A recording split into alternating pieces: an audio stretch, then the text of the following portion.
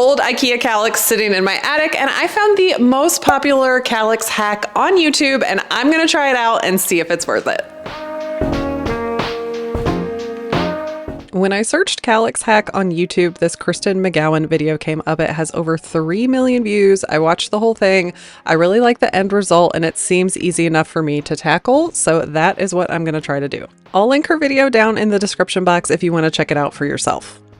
I'm planning on replacing this console table that is pretty but not functional with my made-over KALLAX so we can store all this junk. The KALLAX has been retrieved from the attic, brought down to the garage so I can work on it. We just stopped using this 2 months ago, and I bought this in 2010 to store all the kids' toys. It has been really functional for us, and I am shocked at how well this has held up. This has been through 3 moves, I think. I know people knock IKEA furniture all the time, but the fact that it has lasted this long, and now I'm going to make it over and give it even more life and keep it out of the landfill. Y'all need to stop knocking IKEA furniture. And like I said, this is in pretty good shape, but it is dirty. It needs a thorough cleaning before I can add any primer and paint, so I'm gonna grab a degreaser and clean the entire KALLAX. I'm using Simple Green in my favorite lemon scent, and then I'm gonna rinse everything down with some clean water. And while I am cleaning, if you're interested in purchasing any of the items that I'm sharing today with you in this video, there are several ways you can shop. YouTube shopping pops up down here in the left-hand corner when anything's available. You can always check that description box for links or scan this QR code anytime it pops up. Now to turn this into a console, I need some doors, and instead of building my own, I ordered these KALLAX boxes with the doors on them off of the IKEA website. I don't have an IKEA near me, but luckily I was able to get these delivered right to my house. And these kits come with everything you need, including all the hardware, the box to go inside each cubby, and a door. They are $10 a piece, and they come in each color that the KALLAX comes in, so I ordered mine in the brown. Before I attach the doors, I'm gonna go ahead and prime because I think that'll be easier. I have the primer on hand that I'm gonna use. I have it in gray for darker colors, but I'm gonna paint this a nice light beige, so I'm gonna use white to prime. This is the Zinsser Bullseye 123 primer. It is for all surfaces, and it sticks without sanding. This is gonna be perfect to add and help with the adhesion of my paint that I'm gonna put on here because, surprise, surprise, this IKEA KALLAX is not real wood. After giving my primer a good stir, I'm going to apply it with this foam roller for a smooth finish.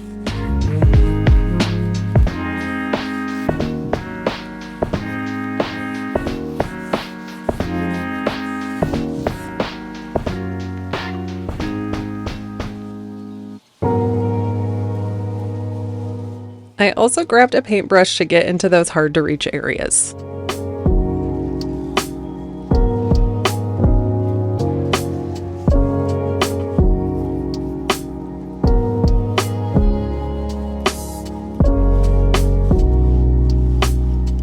It's going to be a lot easier to paint the doors without them being installed, so I grabbed some painter's pyramids and I'm going to prime around the edges and on the fronts of the doors. Even though the fronts of my doors are going to be covered up by my fluting, I don't want any of this dark wood poking through, so I'm going to prime those while I have these out, but I'm not going to prime the opposite side of the door because I'm going to leave the cubbies completely black. Once my primer's dry, I grabbed a 320 sanding block and I'm just smoothing out any rough spots on my primer. Then I'm going to wipe that down with a tack cloth. And since I'm planning on painting this a light color and I'm going from such a dark color, I'm going to do 2 coats of primer on here.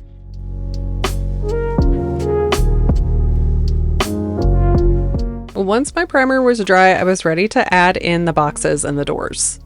The instructions for these boxes are easy to follow. They come with this little spacer and they tell you to inset the boxes like this so the door can close flush to the frame. But with the tutorial that I'm following, you want the doors to stick out from the frame, so I'm just skipping over that spacer part. I pulled the box out to be flush with the frame, and then I'm just following the rest of the instructions in the kit. I attached the hinge hardware to the door and on the inside of the frame. You're going to screw the box to the KALLAX on all 4 sides.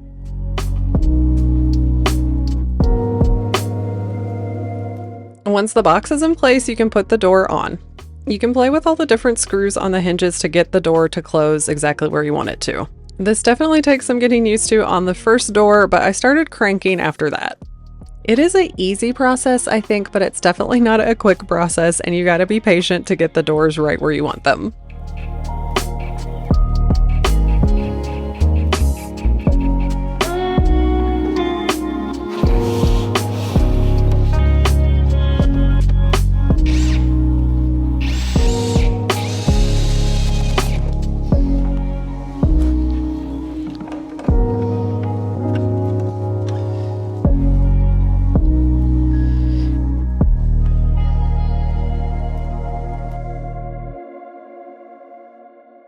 Now that I finally have all the doors on, I'm ready to head to Lowe's and go pick out my paint and the trim pieces that are going to go on the front of the doors. I have been dying to try the Sherwin-Williams cabinet and furniture paint that I found out about. I got it in the satin finish and I got it tinted to the Sherwin-Williams color Shiitake, which is a beautiful pinky beige. And it just happens to be their May color of the month. And now it's time to go grab my trim. I'm going to use these half rounds to flute the front of my doors. I've done all my math before I came to the store and I'm going to need 27 of these. I'm going to cut these into 27-inch strips and I'm going to need 19 per door so I can get about 3 of those out of each piece of trim.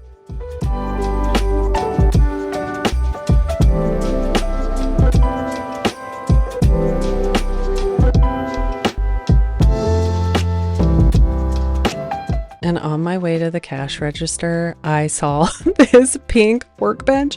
How cute is this? And it comes in a bunch of different colors. I'm not buying this today, but I really want to put this on my wish list.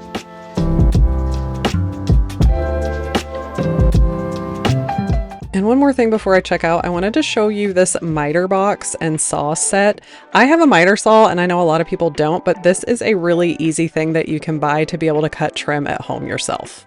Okay, do you want to hear the bad news? With all the trim I bought and my paint, and I also bought some caulk because I think I'm going to need that later, my total was like $230. I kind of want to throw up because I feel like I could just buy a piece of furniture for that, but I'm going to keep pushing. I'm going to keep pushing through this tutorial. Okay, since my trim is so expensive, I'm just double checking my measurements and then I am setting up a stop block on my miter saw so that I don't have to measure each piece individually. I'm going to just be able to push my trim up against the stop block and cut the perfect size every time. To apply my trim, I'm going to use my 18 gauge brad nailer. If you have a pin nailer, that would definitely be a better option because you're going to have less of a hole to fill after you put your trim on. But I wasn't going to buy another tool to do this. I've already spent too much money, so I'm going to use what I have, and I'm using 5/8 inch nails because these are not going to go through the door. So I'm placing a nail at the top, in the middle on the second door, and then at the bottom of the door. So I'm having 3 nail holes on each piece of trim, and that seemed to hold pretty well. It took me a long time to get these first 3 going. I was really nervous about them being level, but after seeing these on, I'm like, okay, I got this. And just so you can see the vision, instead of having a bunch of doors, we're just going to have one big door. And I think it's going to make it look more high-end, just like the tutorial I'm following.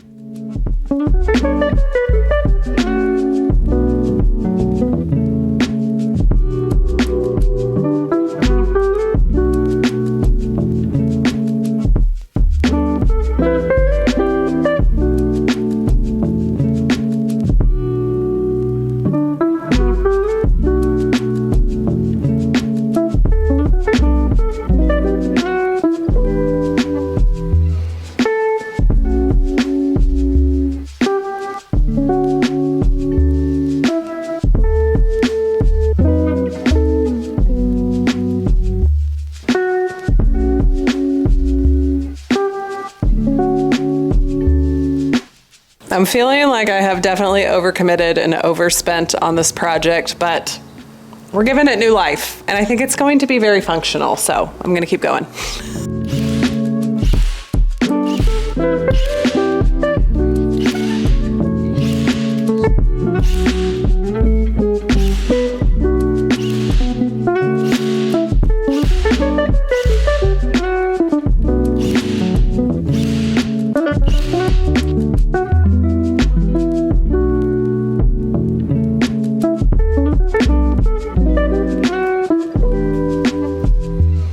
I know these look great and they could be stained, but I want this all one color, so I'm going to prime all of these fluted pieces. I grabbed this round brush and it works so well getting in these curvy pieces. This was a pretty tedious process as well. The paint likes to pull up in all these grooves, so you have to be really careful. Once my primer was dry, I had about 1 million holes that I needed to fill, so I grabbed a premium wood filler and put this on. And now my trick here is I just let this dry for about 30 minutes, and then I came back in with a wet cloth and I wiped away the excess. This is going to save you so much time so that you don't have to sand your life away. Once it's completely dry, I'm able to come back in and just hit it up with a light sanding. It saves so much time.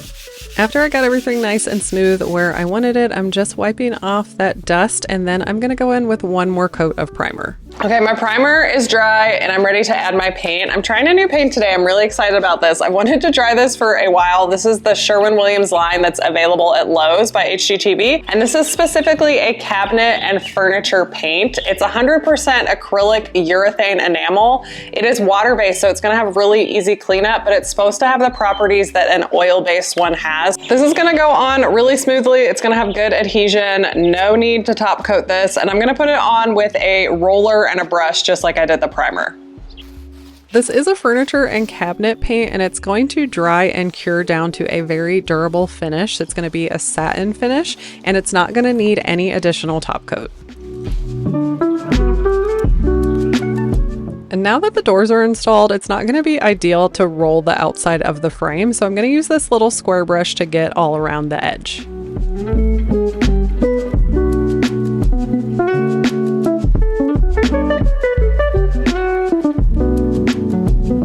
And then I'm going to use that same round brush to get all my fluted pieces painted. I had a feeling once I got the paint on and it started drying, I was going to have to caulk in between these, and I was right. Can you see all these little tiny bubbles in between here? I mean, from far away you can't tell, but I was like, no, we have to fix that. So I had bought this DAP anticipating that this was going to happen.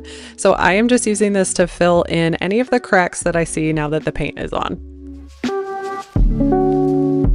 I really didn't need a ton on the doors, so I found the best method was to put 4 or 5 little dots of the caulk and then use a really wet rag to just push that into the seam. I found I really didn't need to use that much. Here is the side-by-side comparison. The side on the left is filled in, and you can see that looks so much better. And if you're thinking, Christina, this looks very time consuming, it was. And I'm just going to be honest with you, this whole project was time consuming. It took a long time to get the fluted pieces on.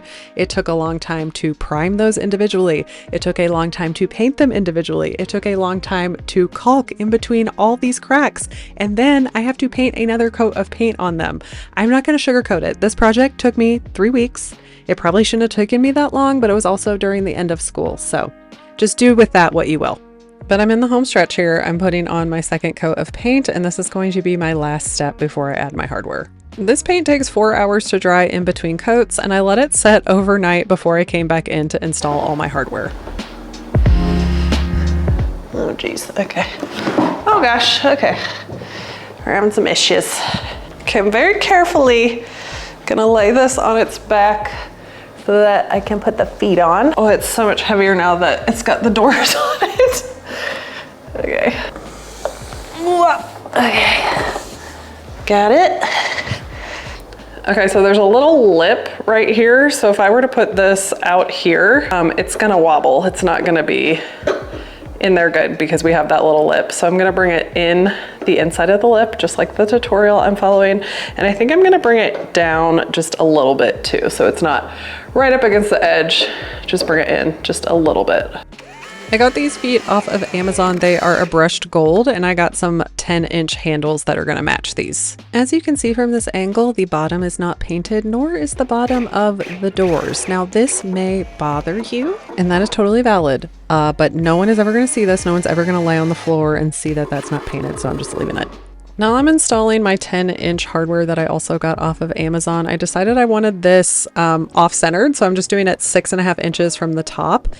I'm using this pointy drill bit just to kind of set where I'm going to drill these holes. I was terrified of, you know, scraping this across the front or cracking one of the dowels. So I'm just putting these little tiny holes on here with a bigger bit. And then I'm going in with the one that I actually need for my hardware holes, which is a 3/16 bit. And it made the process so much easier. I'm glad I decided to do that.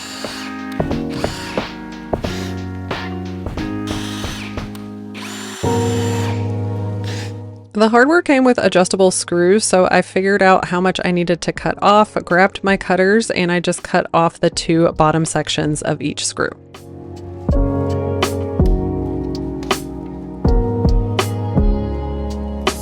This is the worst part of working on furniture for me.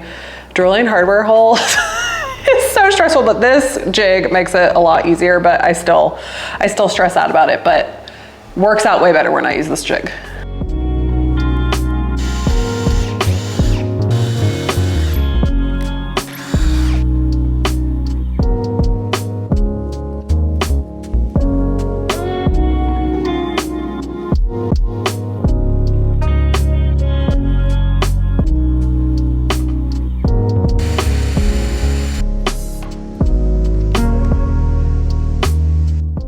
am finally done, so I'm ready to move this console out of the hallway. It is so beautiful and I love it, but it's not functional. We need the cubbies. We need the storage in here for shoes and everything else that the kids want to dump as soon as they walk in the door. And shout out to my amazing husband that always moves furniture around the house.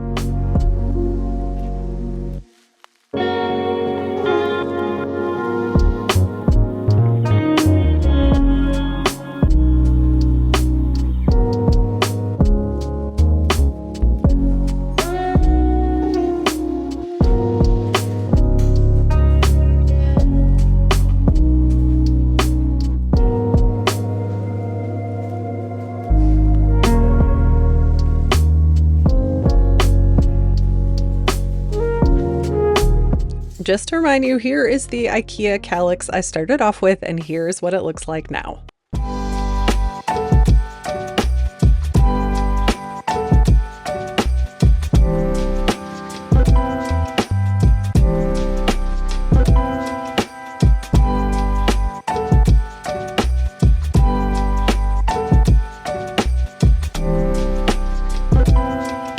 So was this project worth it? With the amount of money that I put into it and all the time it took me to get this done, it probably would have been smarter just to buy something. I honestly probably could have saved money by buying something, but I have a custom piece now in a custom color that I love, and this is gonna be a lot more functional to store all those items that kind of end up on the floor right here. But I don't know, what do you think? Now this has a bigger table space up here, so are my kids just gonna dump things on here? I hope not. I hope they use the functionality of having the doors and the cubbies. Let me know what you guys think of this project down in the comments, if you would try it for yourself. And you can also check out that inspiration video that I had down in the description box too. Thanks for joining me for today's video, and I'll see you in my next one.